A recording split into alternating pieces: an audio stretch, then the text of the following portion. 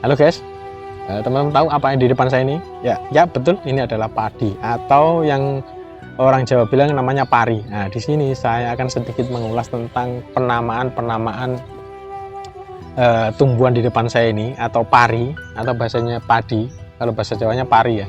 Ini sebelum menjadi beras atau sebelum bisa kita makan, ini melalui proses yang sangat panjang sekitar 4 sampai 4,5 bulan untuk sampai ke titik dimana tumbuhan ini atau tanaman ini buahnya bisa kita makan atau bisa dijadikan bahan pokok makanan untuk kita sehari-hari. Jadi kebetulan saya orang Jawa, jadi penamaan kali ini saya akan memakai bahasa Jawa. Jadi ini adalah namanya pari kalau bahasa Jawa ya guys, namanya pari, dan nama bahasa Indonesianya adalah padi. Kalau di Jawa sendiri, kalau penamaan pari itu keseluruhan bahasa Jawa itu sama, pari.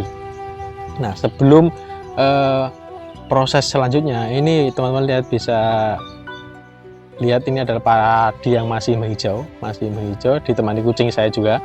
Padi masih menghijau, jadi perjalanannya masih setengah perjalanan lagi ya guys. Nah, sebelum mencapai proses ini, pari atau padi ini sebelumnya ditabur-tabur dulu ke area yang yang memang mau ditanam padi, ditabur dulu benihnya. Sebelum melalui proses ditabur benihnya dulu, teman-teman bisa lihat ini adalah proses pentaburan benih atau tabur benih. Nah, ini sudah tabur benih, namanya wineh. Nah, wineh ini harus kita daud, nama bahasanya harus daud atau dicabut. Nah, setelah dicabut ini ditanam atau bahasa Jawanya ditandur.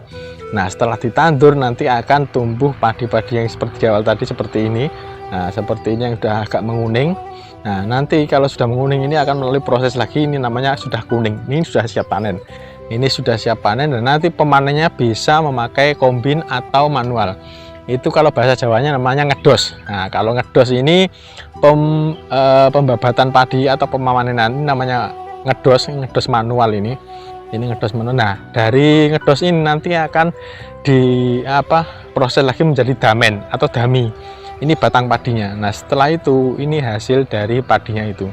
Nah, sebelum masuk ke penggilingan, ini padi atau gabah ini, bahasa Jawanya gabah ini harus dijemur atau dipeme dulu.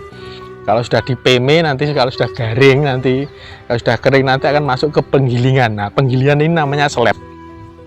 Dari penggilingan ini menghasilkan 3 bahan, yaitu ini dedak kasar atau sekam yang biasa dipakai pembakaran tuh pabrik batu bata atau apa. Nah, terus yang lain lagi adalah ini dedak halus atau bekatul, bahasa Jawanya bekatul. Nah, setelah bekatul dia akan menghasilkan beras. Nah, beras inilah yang nanti akan menjadi bahan pokok kita untuk kita makan sehari-hari. Oke teman-teman, sudah jelas ya. Jadi proses dari awal sampai akhir. Jika ada pertanyaan silahkan tinggalkan jejak di komentar. Terima kasih.